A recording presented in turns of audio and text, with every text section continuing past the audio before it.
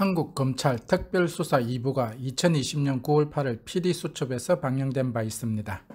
그 방송에 나타난 검사들의 횡포를 호주법으로 한번 살펴보겠습니다.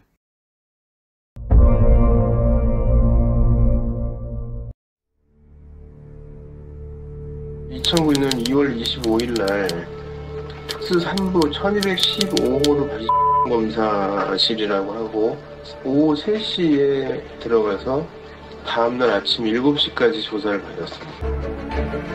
이 검사하고 진술하고 조사받을 과정에서 참 인간 같지 않게 대해줬고 쉽게 갈 수 있는데 왜 어렵게 가느냐. 벌떡 화를 내고 욕을 하고 저녁을 먹고 합시다 했더니 이 검사가 당신은 밥값을 못했으니까 밥을 먹지 마라. 호주에서 경찰이 피의자 조사 중 이처럼 비인간적 대우를 했다면 그 결과를 얻은 경찰의 증거는 법정에서 증거 채택이 되지 않습니다. 결국 경찰은 소송에서 지게 되고 그 결과 무죄가 선고됩니다.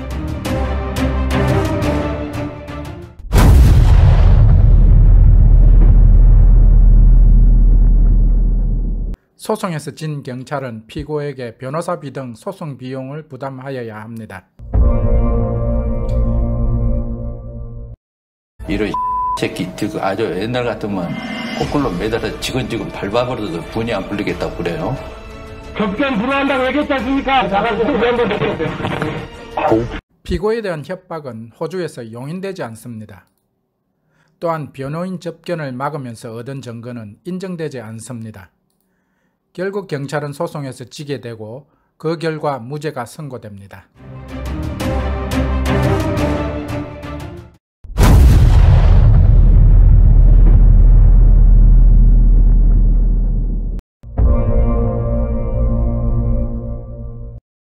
그림을 그려놓고 이 그림대로 퍼즐을 맞추고 안 맞는 퍼즐은 버리고 그게 특수부 일이잖아요. 특수수사를 견디지 못하고 목숨을 끊은 이들도 많았습니다.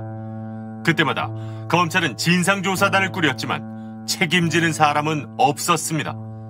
피의자 사망으로 사건 종결. 이게 끝이었습니다. A라는 사람을 조사하는데 원하는 바가 나오지 않아요. 그럼 A라는 사람 계좌를 전부 다 뒤지지 않습니까? 그럼 그리한 사람을 또 뒤지지 않습니까? 그러니까 아들, 딸, 며느리, 사위 이렇게 수사 방향을 계속 확대하다 보면은 자기 주위에 있는 사람들이 전부 다 동원이 되지 않습니까? 굉장히 망가지지 않습니까? 그보다 더 큰 압박이 어디가 있겠습니까? 대한민국 검찰이 가장 자랑하는 수사 기법이 그거 아닙니까? 한국과 같이 죄 없는 사람을 죄인으로 만들기 위한 기획 수사는 엄청난 범죄 행위입니다. 호주에서 경찰의 권력 남용은 자체감찰 또는 반부패위원회에서 수사합니다. 그 희생자는 모두 구제될 수 있고 피해 보상도 받을 수 있습니다.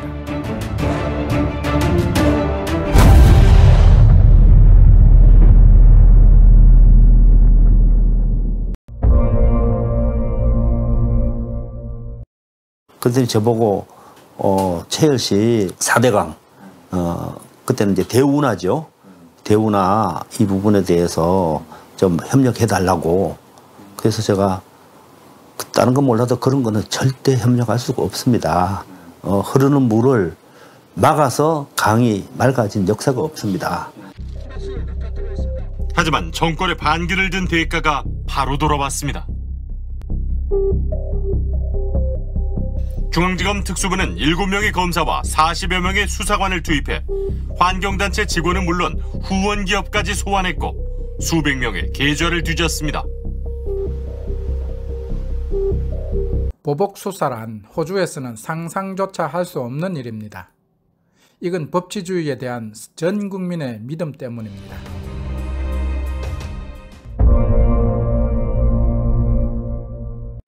당신이 최열 대표를 자기들한테 넘겨주면은 바로 풀어주겠다. 그런 식으로 얘기를 하더라고요. 최열 대표한테 돈 줬다는 내용 한마디만 해주라. 그러면은 나머지는 자기네들이 다 짜맞추겠다. 이러한 증거 조작 사건은 호주에서는 매우 드문 일입니다. 기소와 수사가 분리되어 있어 현실적으로 쉽지 않기 때문입니다. 또 다른 한국의 문제점은 이해충돌로 귀결되는 전관예우라고 생각합니다.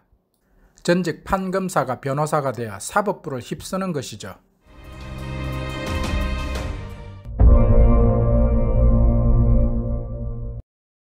검찰은 지난 3일 검찰 조사에서 특수수사가 개시되기 전부터 관련 뉴스들이 쏟아지는데 대부분 검찰발 기사들입니다. 의도적으로 기자들에게 정보를 흘리는 특수부. 왜일까? 어떤 국민들로부터 지지나 이런 것들, 우리의 그 수사의 정당성이 필요하거든요. 이럴 때 좀 흘려줍니다, 기자들한테. 자기네들이 필요하다고 생각하면. 형사부에서는 그렇게 안 하는데 인지수사하는 특수부는 기본적으로 언론과의 협업으로 여론조성과 여론결집 내지는 여론전으로 법원의 영장을 압박하고 참고인 압박하는 게 하나의 수사 기법이에요. 가짜뉴스를 흘려서 피의자를 도덕적으로 먼저 심판받도록 하는 행위. 호주에선 상상할 수 없습니다. 언제쯤 한국이 법 앞에 평등한 사회가 될 수 있을까요?